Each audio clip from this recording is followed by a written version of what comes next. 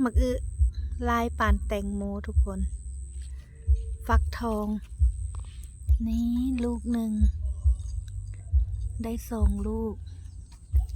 ปลูกกินเยปลูกกินยอดเนาะ แต่ว่าติดหมากเสยว้าวนะ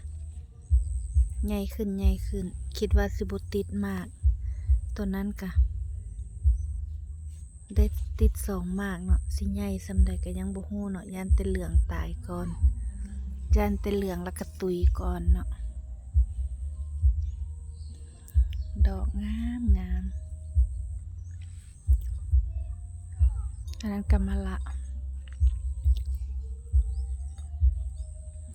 หรือว่าหมากผักไส้ใหญ่หมากสะไลเนาะยังบ่เป็นหมากเถื่อ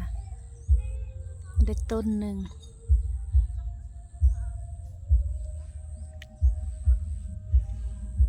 อันนี้นี่ปลูกบ่ได้อยากกินมากเนาะ